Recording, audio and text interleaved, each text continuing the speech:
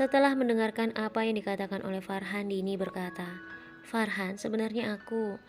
Dini kemudian teringat perkataan Bagas bahwa dialah yang telah membuat Farhan percaya bahwa Dini marah dan benar-benar ingin mengakhiri hubungan mereka. Dini pun sadar, kalaupun dia menjelaskan semuanya kepada Farhan, itu tidak ada lagi artinya, karena kini mereka berdua masing-masing telah memiliki pasangan. Dini kembali ingin mengatakan sesuatu, namun terdengar suara asisten dokter memanggil seorang nama, dan nama itu adalah nama istri Farhan untuk masuk ke ruang pemeriksaan.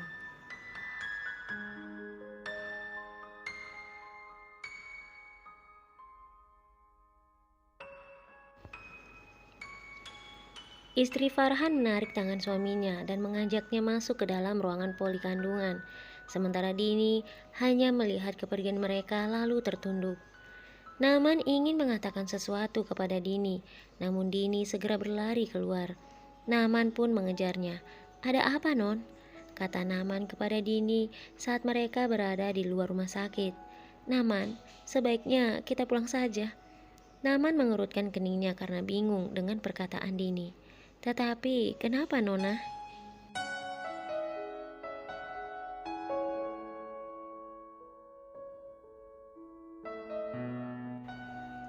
Dini berusaha menyembunyikan air matanya. "Tidak ada apa-apa, Naman. Pokoknya kita pulang saja." Naman menolak. "Tidak, Nona. Jangan karena laki-laki itu dan istrinya. Nona membatalkan pemeriksaan ini. Semua orang punya masa lalu, Nona. Sepahit apapun, sesulit apapun, Nona harus berusaha melupakan masa lalunya itu. Karena itu tidak ada gunanya, Nona. Pikirkan masa depan Nona. Pikirkan bayi yang ada di dalam kandungan Nona. Pikirkan kedua orang tua Nona. Dan pikirkan pernikahan kita."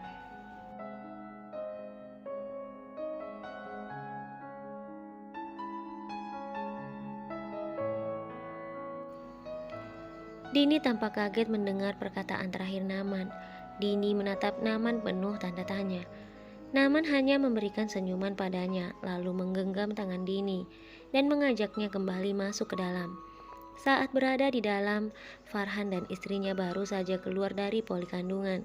Tanpa sengaja, mereka pun kembali berpapasan. Mereka pun berhenti dan saling berpandangan.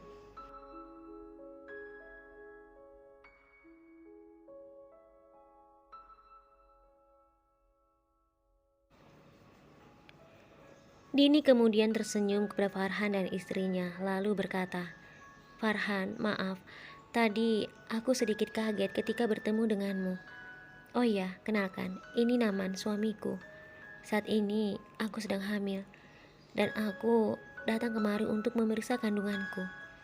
Farhan sedikit terkejut, namun setelah itu dia tersenyum, lalu berjabat tangan dengan Naman. Setelah berjabat tangan dengan Naman, Farhan berkata, "Tetapi, bukankah kamu kuliah? Lalu bagaimana dengan kuliahmu?"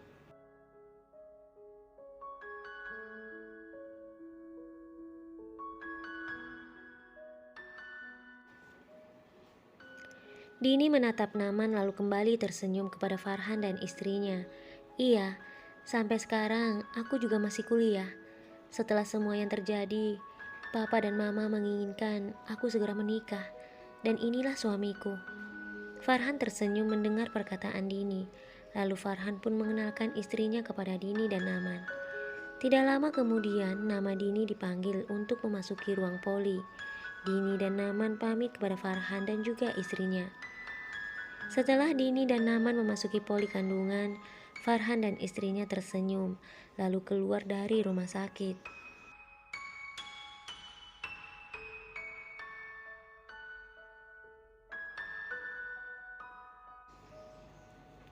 Setelah pemeriksaan dilakukan, dokter mengatakan kepada Dini bahwa kandungannya baik-baik saja. Tetapi dokter berpesan agar Dini tidak boleh terlalu banyak bekerja, harus mengkonsumsi vitamin, makanan bergizi, dan juga banyak beristirahat. Setelah keluar dari poli kandungan itu, Naman tidak henti-hentinya mengingatkan kembali kepada Dini tentang pesan dokter itu. Dini hanya tersenyum. "Naman, sepertinya kamu lebih cerewet daripada dokter tadi. Lagi pula, aku juga mendengar pesan dokter itu." Naman tersenyum. Maaf Nona, tapi ini demi kebaikan Nona dan juga bayi Nona.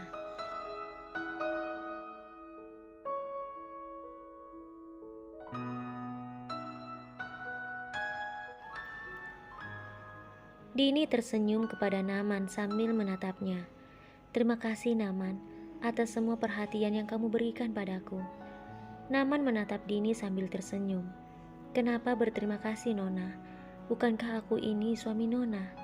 Itu adalah tugasku bukan? Dini tersenyum meskipun bayi yang ada di dalam kandungannya bukan anak Naman, tetapi Naman begitu baik dan perhatian pada calon bayinya itu. Sambil berjalan menuju mobil, Dini berkata, "Jika kamu merasa kamu benar-benar adalah suamiku, lalu mengapa kamu masih saja memanggilku Nona?"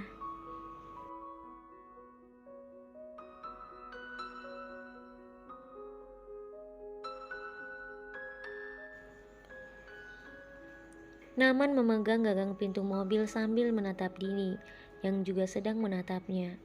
Aku butuh waktu untuk tidak memanggil dengan sebutan itu, Non. Aku akan belajar dan suatu saat nanti panggilan itu akan berubah. Dini terdiam.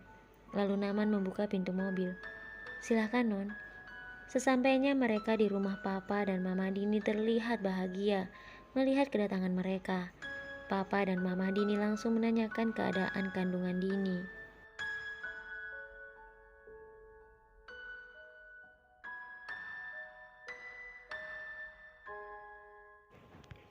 Setelah Naman dan Dini menjelaskan apa yang dikatakan dokter dan hasil pemeriksaan terhadap bayi yang ada di dalam kandungan Dini, Papa Dini berkata kepada Naman, "Naman, ini untukmu." Naman terlihat bingung melihat sebuah amplop yang diberikan Papa Dini kepadanya. "Apa ini, Tuan?" "Pak." Papa Dini tersenyum lalu berkata, "Seperti biasa, ini adalah gajimu." Naman tertunduk lalu berkata kepada Papa Dini, "Mohon maaf tuh, Pak. Bukannya sekarang saya adalah suami Non, maksud saya, Dini. Itu artinya, saya bukan lagi supir Dini. Setelah menikahi Dini, saya tidak lagi pantas untuk menerima gaji dari Tuan, dari Papa."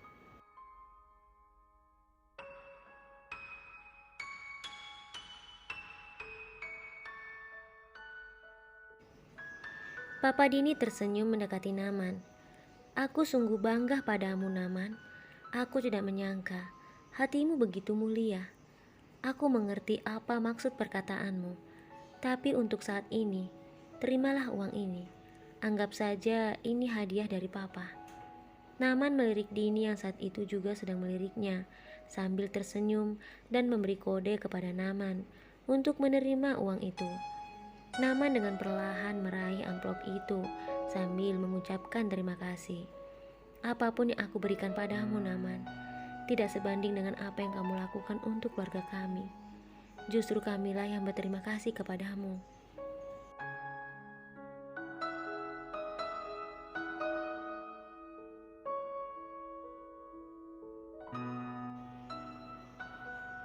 Setelah pembicaraan itu, Naman dan Dini masuk ke dalam kamar mereka. Dini menyimpan tasnya di atas meja rias, lalu masuk ke dalam kamar mandi. Setelah Dini masuk ke dalam kamar mandi, secara diam-diam, Naman memasukkan amplop pemberian Papa Dini di dalam tas Dini itu. Tidak lama kemudian, Dini keluar dan mengambil tasnya. Dini tampak kaget ketika membuka tas terlihat amplop yang diberikan papanya kepada Naman. Dini kemudian melihat Naman yang saat itu sedang duduk di tempat tidur mereka sambil memainkan androidnya.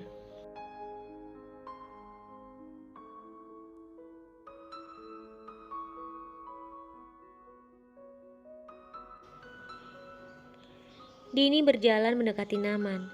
"Apa ini, Naman?" kata Dini memperlihatkan amplop itu kepada Naman. Naman menyimpan androidnya lalu berkata kepada Dini, "Nona, saat ini aku adalah suamimu. Aku bertanggung jawab atas dirimu.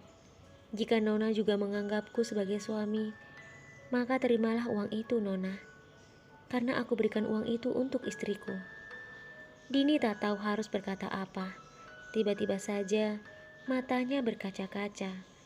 Dia tidak pernah menyangka orang yang selama ini bekerja untuknya.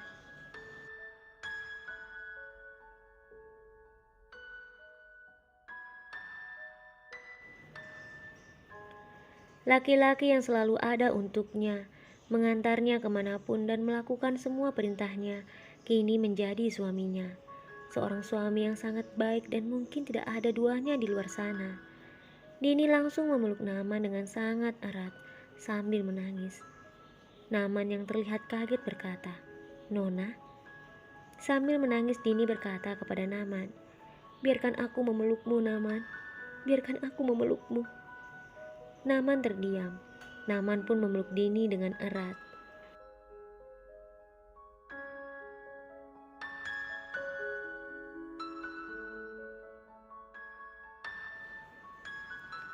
Masih memeluk Naman erat, Dini kembali berkata sambil terisak-isak, "Terima kasih, Naman. Terima kasih atas semua yang telah kamu lakukan untukku." Setelah melepaskan pelukannya, Dini menatap Naman. Naman pun menatap Dini sambil menghapus air mata Dini yang membasahi kedua pipinya. Saat Dini kembali hendak mengatakan sesuatu, Naman dengan cepat menaruh jari telunjuknya pada bibir Dini sambil menggelengkan kepalanya. "Cukup, Nona. Jangan katakan apapun lagi." Dini pun terdiam mendengar perkataan Naman.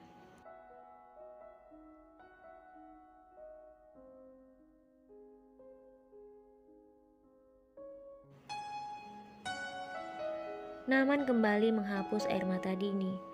Kata orang, ibu hamil tidak boleh banyak menangis, karena nanti anaknya juga suka menangis. Jadi, tersenyumlah.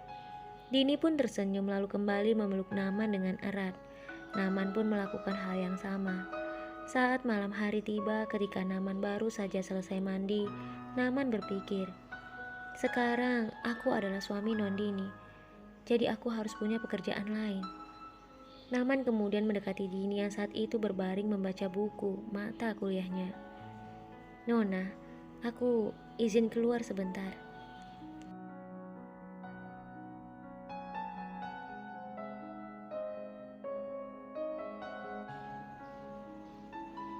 Dini menutup bukunya.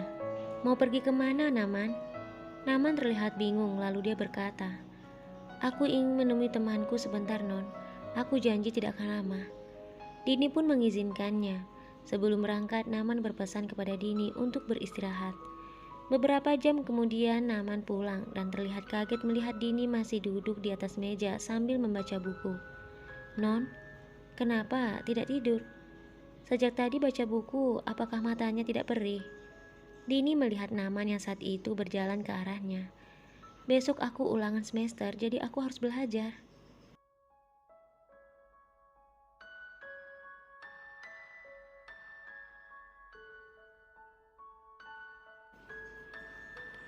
Naman duduk di dekat Dini. "Tapi Non harus istirahat, kasihan bayinya, Non." Dini meyakinkan Naman bahwa dia baik-baik saja. Kini Dini yang bertanya, "Bagaimana pertemuan dengan temanmu?" Naman tersenyum. "Baik, kami mengobrol banyak hal." Dini tersenyum lalu kembali membaca bukunya. Saat Dini sedang fokus membaca bukunya, tanpa Dini sadari Naman tertidur di sampingnya. Saat Dini menyadari hal itu, Dini terus memandang wajah Naman yang saat itu tidur dengan pulas. Dini tersenyum dan membelai wajah Naman dengan lembut.